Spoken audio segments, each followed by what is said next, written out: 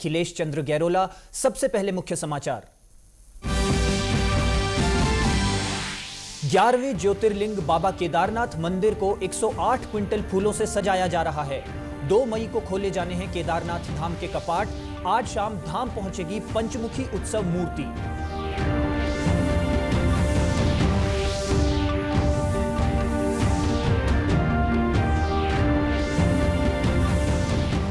महिला सशक्तिकरण मंत्री रेखा आर्या ने नारी निकेतन और बालिका निकेतन में 2 कमरों का किया लोकार्पण। कहा, नारी निकेतन की बालिकाओं ने स्कूल कॉलेज में किया श्रेष्ठ प्रदर्शन, सरकारी सेवाओं में हुई सफल।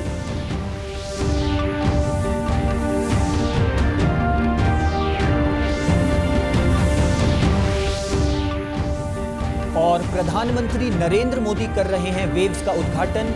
भारत कर रहा है वेव्स की मेजबानी। कनेक्टिंग क्रिएटर्स, कनेक्टिंग कंट्रीज है सम्मेलन का थीम।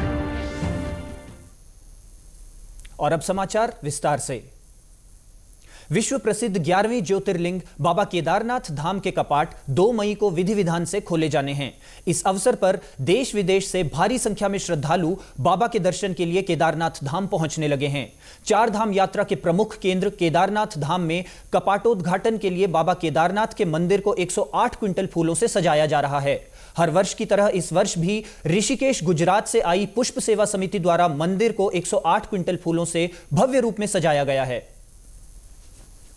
हम हैं पुष्प सेवा समिति ऋषिकेश से, हम यहाँ पर आए हैं। इस साल मंदिर हम ऋषिकेश वाले और गुजरात जी व्यास जी गुजरात वाले हैं, दोनों साथ मिलकर हम ये मंदिर सजा रहे हैं। भव्य तरीके से आप देख रहे हैं, हम इस मंदिर को सजाने का काम पिछले 2 दिनों से चल रहा है। ऑलमोस्ट 90% मंदिर अभी तक सज चुका है। थोड़ी बहुत ही चीज़ें अभी मंदिर में बची हैं, जैसे मंदिर के सामने जो लिखा जाना है वो अभी तक हमने सीक्रेट रखा है, अभी तक किसी को नहीं बताया है। शिव जी का हम नया नाम सामने क्या लिखेंगे, और लगभग डोली आने तक पूरा मंदिर जो है ये आपको कंप्लीट सजा मिलेगा। बाबा केदारनाथ की चल विग्रह पंचमुखी उत्सव डोली गौरी मंदिर गौरीकुंड से प्रस्थान कर आज सायंकाल केदारनाथ धाम पहुंचेगी और कल 2 मई को सुबह 7 बजे शुभ लग्न में बाबा केदारनाथ मंदिर के कपाट ग्रीष्मकाल के लिए खोल दिए जाएंगे। जिला प्रशासन ने कपाट खोलने के अवसर पर हर प्रकार की व्यवस्थाएं सुनिश्चित की हैं। सुरक्षा, स्वच्छता, यातायात और स्वास्थ्य सेवाओं को दुरुस्त किया गया है ताकि श्रद्धालुओं को किसी प्रकार की असुविधा न हो। मंदिर परिसर में पुलिस बल, आपदा राहत टीमें और मेडिकल स्टाफ की तैनाती की गई है। वहीं केदारनाथ धाम के कपाट खुलने के साक्षी बनने के लिए श्रद्धालुओं में विशेष उत्साह देखा जा रहा है। श्री केदारनाथ धाम में जो है यात्रा की तैयारियां जो काफ़ी जोर से हो चुकी हैं। मंदिर को 105 क्विंटल फूलों से 108 क्विंटल फूलों से सजा गया है और यहाँ पर जो है श्री केदार सभा, मंदिर समिति, पुलिस प्रशासन, सभी लोगों ने यात्रियों की व्यवस्था के लिए सब लोग एकजुट हो चुके हैं और आज से ही जो है यहाँ पे भीड़ पड़नी शुरू हो गई है। तो हम सभी लोगों की यही सोच है, यही कामना है कि भगवान सबकी यात्रा मंगलमय करे और इस बार सभी यात्री जो है लाइन के अनुसार भगवान के दर्शन पूजन करे और बगैर दर्शन का कोई भी यात्री नहीं जाएगा। विश्व प्रसिद्ध 11वें ज्योतिर्लिंग बाबा केदारनाथ के कपाट कल 2 मई को सुबह 7 बजे शुभ लग्न में खोल दिए जाने हैं।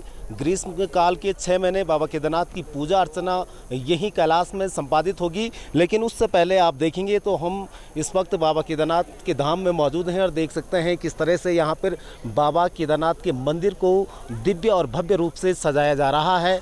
यहाँ पर 108 क्विंटल फूलों से इस मंदिर को सजाया जा रहा है और गुजरात और ऋषिकेश की एक पुष्प समिति है जिसके द्वारा इस मंदिर को भव्य रूप से सजाया जा रहा है। अभी भी लगातार सजाने का कार्य जारी है और शाम जब तक यहाँ पर बाबा केदारनाथ की चल विग्रह पंचमुखी उत्सव डोली पहुँचती है तब तक इस मंदिर को सजाने का कार्य पूर्ण हो जाएगा।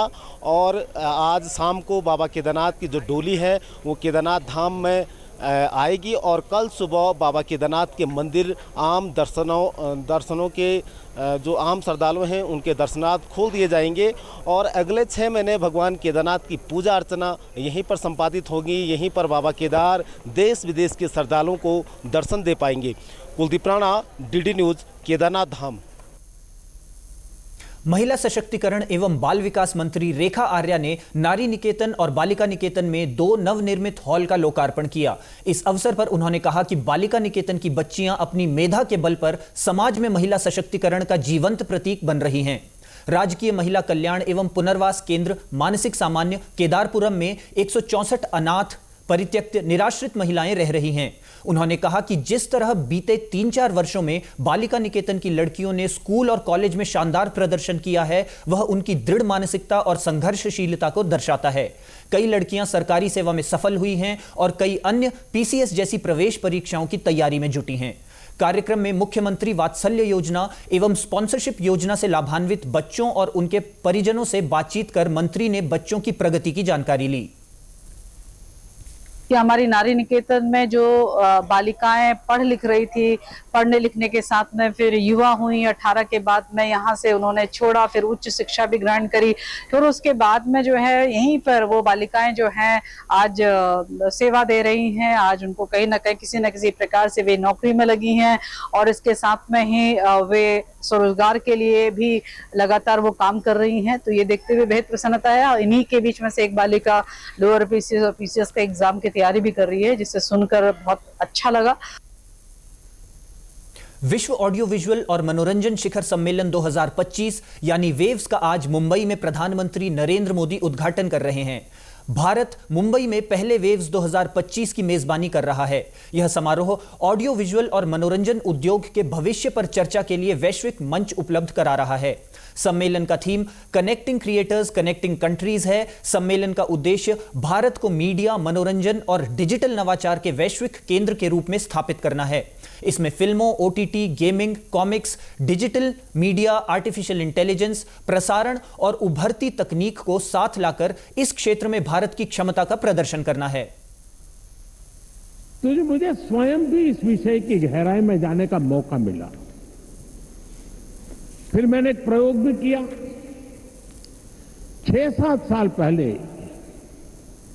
जब महात्मा गांधी जी की 150वीं जयंती का अवसर आया तो 150 देशों के गायक गायिकाओं को गांधी जी का प्रिय गीत वैष्णव भजन तो तेने कहिए ये गाने के लिए मैंने प्रेरित किया।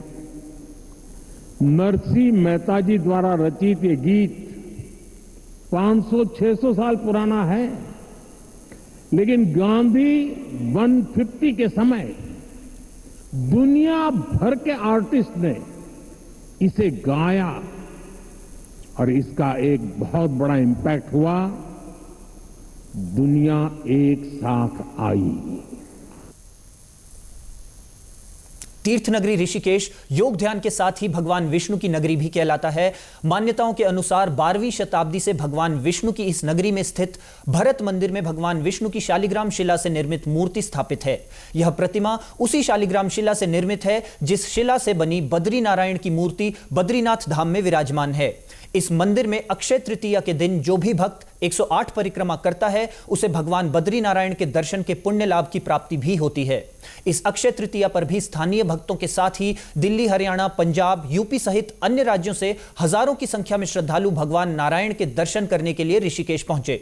भरत मंदिर के मुख्य पुजारी सुरेंद्र भट्ट ने बताया कि अक्षय तृतीया के दिन किया गया कोई भी कार्य कई 100 गुना होकर हमें वापस मिलता है, इसलिए इस दिन भगवान के दर्शन का विशेष महत्व है। विशेष 2 पर्व मनाए जाते हैं। एक तो बसंत पंचमी मनाई जाती है। बसंत पंचमी के दिन पर जो है भगवान जी की शोभा यात्रा निकाली जाती है। जो दूसरा पर्व है वो अक्षय तृतीया है। आज के दिन पर जो है अक्षय तृतीया के दिन पर जो है भगवान जी के चरणों के दर्शन होते हैं। साल में एक बार 108 प्रदक्षिणा होती है इस मंदिर की। तो यहाँ पर ये मान्यता है कि जो लोग जैसे असमर्थ होते हैं, ऊपर बद्रीनाथ जी को नहीं जा पाते हैं, तो आज अक्षय तृतीया के दिन पर जो है यहाँ पर भगवान जी के चरणों के दर्शन करें, 108 प्रदक्षिणा करें, तो बद्रीनाथ जी के दर्शन के बराबर जो पुण्य फल होता है वो यहाँ पर आज के दिन पर जो है दर्शन करके प्राप्त होता है। श्रद्धालु विमलेश शर्मा बताती हैं कि वे लगभग 80 के दशक से लगातार यहां आ रही हैं। यहां आकर उन्हें मन की शांति मिलती है और उनकी मनोकामनाएं भी पूर्ण होती हैं।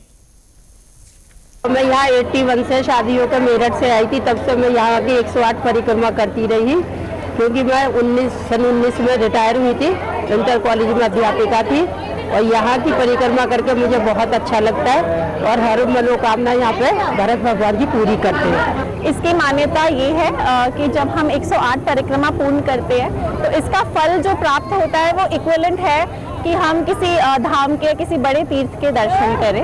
और यहाँ पे कई वर्षों से सब लोग कर रहे हैं, तो हम भी कई वर्षों से यहाँ आए हैं अपनी फैमिली के साथ, और आप देख सकते हैं सब यहाँ कर रहे हैं अपनी मनोकामना पूर्ण करने के लिए। और इसी के साथ अभी तक के समाचार समाप्त हुए। दूरदर्शन समाचारों से जुड़े रहें। मिलते हैं फिर शाम 5 बजे के बुलेटिन में। नमस्कार।